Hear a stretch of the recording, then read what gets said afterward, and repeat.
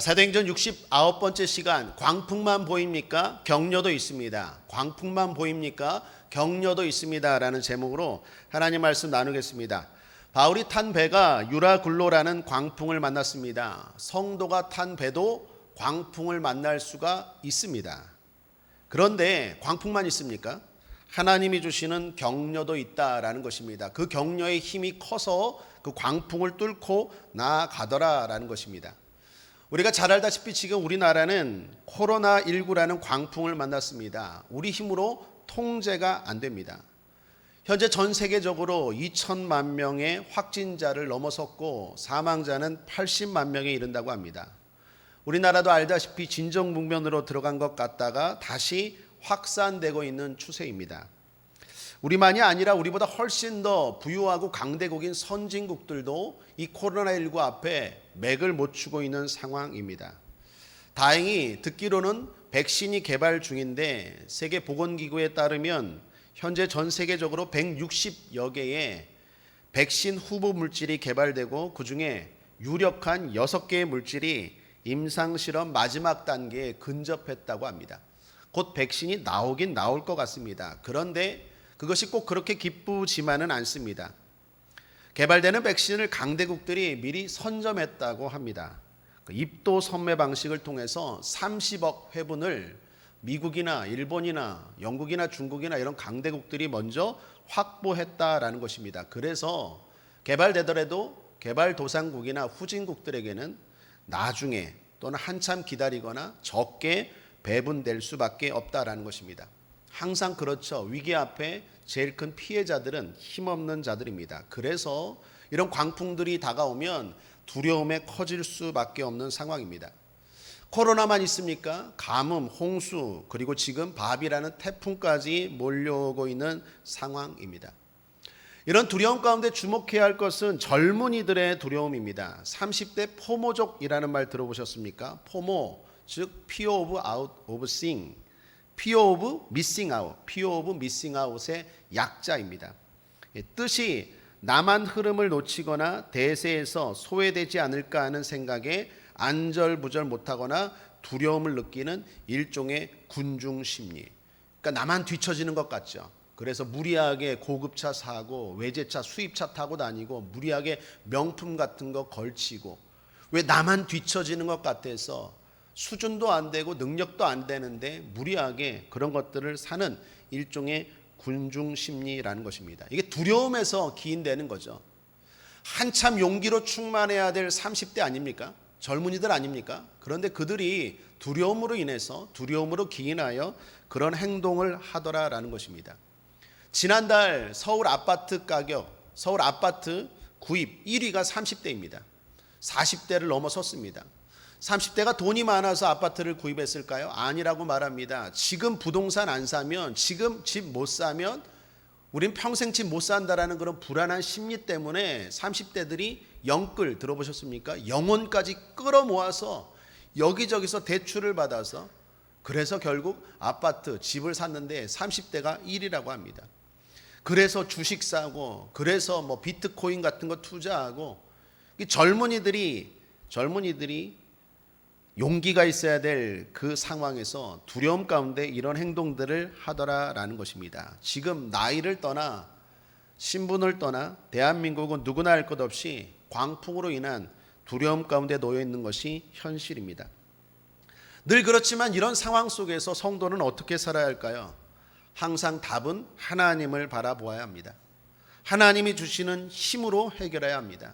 하나님이 힘을 주십니다. 하나님이 공급하시는 능력이 있습니다. 모든 생물이 다 태양을 향하지 않습니까? 그런 것처럼 우리는 늘 주님을 바라봐야 합니다. 그런 점에서 오늘 본문을 보십시오. 유라굴라라는 광풍만 있습니까? 아닙니다. 하나님이 주시는 격려도 있습니다. 그래서 하나님 그 격려를 받고 바울은 전진하고 있다라는 것입니다. 그럼 하나님은 광풍 속에 있는 바울을 어떻게 격려하십니까? 오늘 세 가지만 정리해서 살펴보면 첫째, 광풍의 바람을 로마로 불게 하십니다. 즉 광풍 때문에가 아니라 광풍 덕분에로 만드시더라라는 것입니다. 알다시피 바울이 2주 동안 광풍 속에서 표류했습니다. 그 배가 표류했습니다. 그리고 극적으로 구조된 섬이 오늘 본문의 멜리데입니다. 지금의 말타라는 곳인데 이탈리아 시실리 밑에 아주 작은 섬입니다. 그런데 주목할 것은 이 섬의 위치입니다. 이 멜리데 섬이 바울의 지금 목적지인 로마에서 가깝다라는 것입니다. 그러니까 날씨만 좋으면 목적지인 로마까지 며칠 안에 갈 수 있는 거리입니다. 여러분 생각해 보십시오. 광풍입니다. 배가 막 표류합니다. 운전이 통제가 안 됩니다. 이 배가 아프리카로 갈 수도 있고 아니면 스페인으로 갈 수도 있고 아니면 이스라엘로 다시 돌아갈 수도 있어요.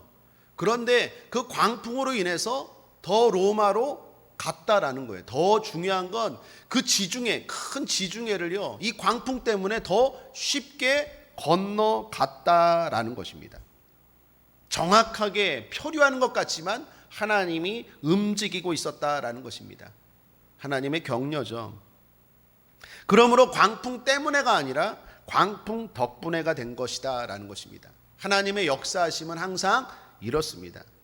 여러분 우리가 찬송가 가운데 옛날 어르신들 많이 불렀던 것 같아요. 찬송가 503장에 보면 고요한 바다로 라는 찬송가가 있습니다. 거기 2절에 보면 큰 물결 일어나 나 쉬지 못하나 이 풍랑 인연하여서 더 빨리 갑니다. 이 풍랑 인연하여서 더 빨리 갑니다. 이 가사가 그대로 이루어진 거예요. 풍랑이에요. 도무지 통제가 안 돼요. 그래서 내 삶이 어떻게 될지 몰라요. 그런데 오히려 결과적으로 봤더니 그 풍랑 때문에, 그 풍랑 덕분에 오히려 목적지 가운데 더 갔다라는 것입니다. 하나님이 이렇게 격려하시는 거예요. 그러므로 코로나19요, 이거 어떻게 될지 모릅니다. 이 한국교회가 욕을 얻어먹고 그리고 여러 가지로 어려움을 당하고 있지만 신천지에 빠진 사람들, 이단에 빠진 사람들, 또 잘못된 교회에 빠진 사람들, 또 생활을 잘못했던 사람들이 이 코로나19로 인하여 어쩌면 더 신앙이 순결해지고 하나님 앞에 교회가 바로 서고 그리고 진리 가운데 굳건하게 서는 한국 교회가 될 줄 믿습니다. 우리 힘으로 안 되었는데 오히려 코로나 광풍 덕분에 더 빨리 그 일이 이루어질 줄 믿습니다. 그리고 도착한 곳이 멜리데인데 브루스라는 신학자에 의하면 멜리데라는 섬의 뜻이 피난처래요. 피난처. 가나안어로 피난처래요. 하나님 기가 막히시죠. 왜 하나님이 이 섬으로 인도하셨는지 알 수 있는 대목입니다. 정리하면 하나님은 광풍 속에서도 정확하게 그리고 더 쉽고 더 빠르게 목적지로 향하게 하셨고 결국 안전하게 피난처로 인도하셨다라는 것입니다. 생각해 보십시오. 바울이 얼마나 큰 격려, 힘을 얻었겠습니까? 두 번째, 하나님이 어떻게 격려하십니까? 위기 가운데 능력을 보여주심으로 격려하십니다. 바울 일행이 오늘 본문에 멜리데 섬에 도착했습니다. 거기 섬 원주민들이 바울 일행을 따뜻하게 대해 주었습니다. 그런데 거기서 두 가지 사건이 일어나죠. 하나는 바울이 뱀에 물렸습니다. 비도 오고 날씨도 추워서 불을 피웠는데 바울이 들었던 나뭇가지 안에 독사가 있었습니다. 맹독입니다. 그 독사가 바울의 손을 물어버렸습니다. 원주민들은 압니다. 이 독사가 얼마나 강력한 독을 갖고 있는지. 그래서 생각하기를 바울이 뭔가 잘못했을 것이다. 공의롭지 못한 일을 했을 것이다. 그래서 금방 죽을 것이다 라고 생각했는데 죽기는커녕 아무런 해도 받지 않은 것입니다. 놀라운 일이 일어난 거죠. 또 하나는 바울이 병을 고친 사건입니다. 멜리데 섬에 제일 높은 보블리오라는 사람이 있는데 그 사람의 아버지가 열병과 이질에 걸렸습니다. 그런데 바울이 기도하고 안수하자 치료된 것입니다. 놀라운 일이 일어났죠.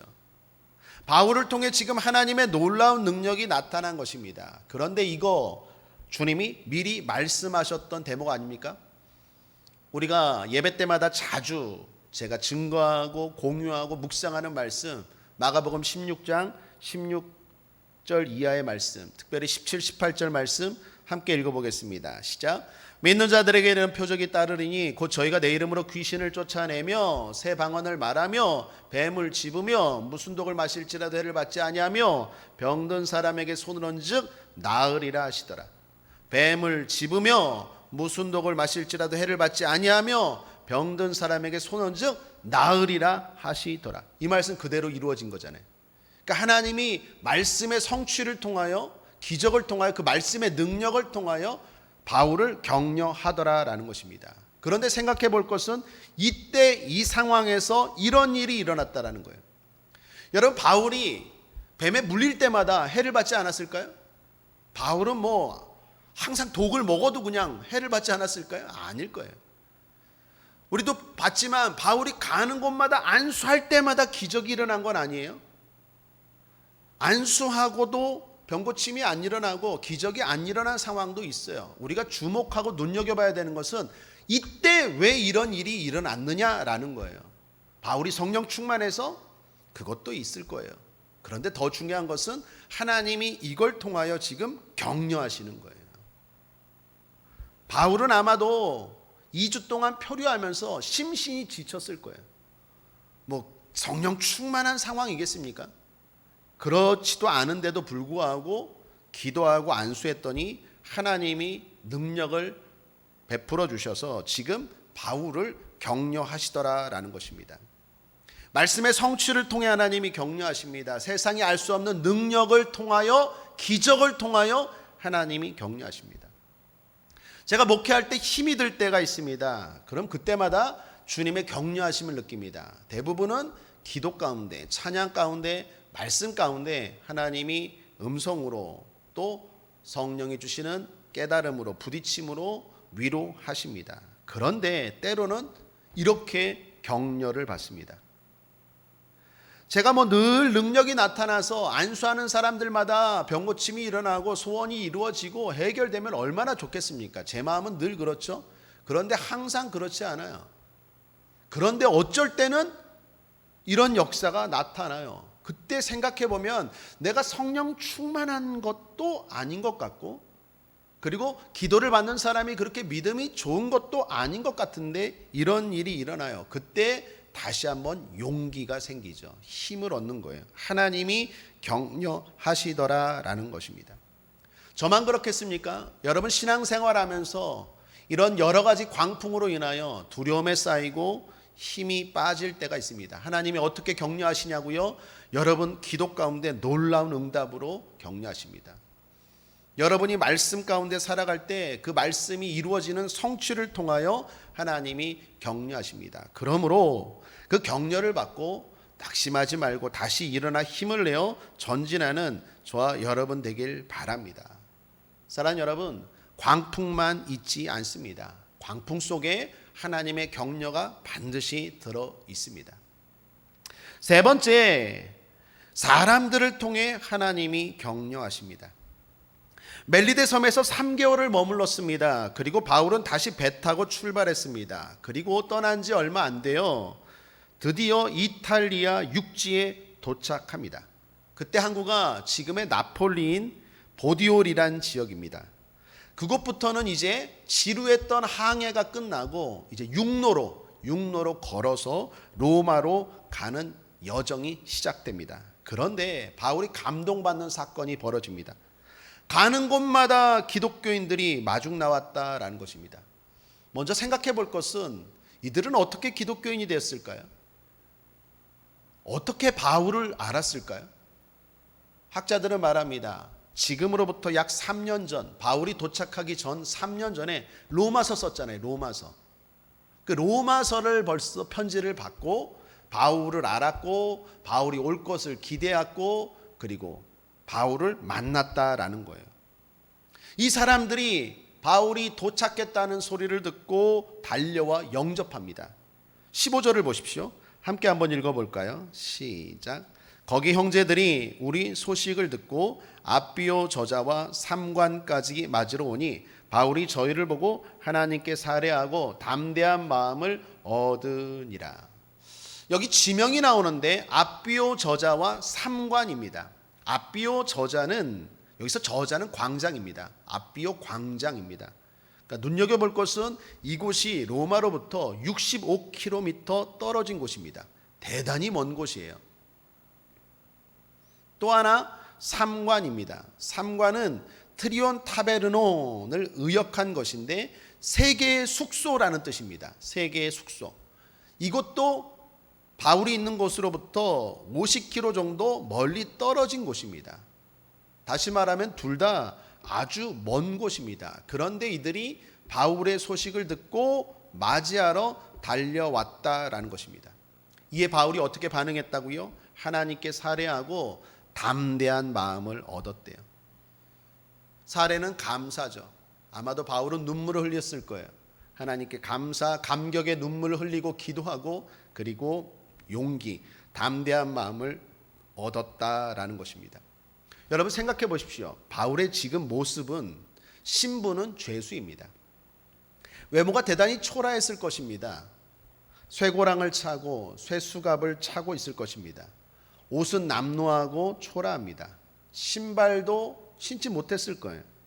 더군다나 몸은 전도 여행과 죄수 생활로 대단히 여위어 있었을 것입니다. 그런데도 그런 그를 성도들이 뜨겁게 환영한 거예요. 얼마나 격려가 될까요? 사랑하는 여러분, 하나님의 사람들은 외모로 판단하지 않아요. 참된 성도들은 서로 외모로 판단하지 않아요. 바울의 외모는요, 지금 엄청나게 보잘것없어요. 그런데 이 사람을 맞이하러 그 먼 길에서 달려나와서 뜨겁게 영접하고 환영하더라라는 것입니다. 왜요? 그가 지금 하나님의 길을 걷고 있기 때문에. 그래서 하나님의 손이 되어 격려해 주고 있는 거예요.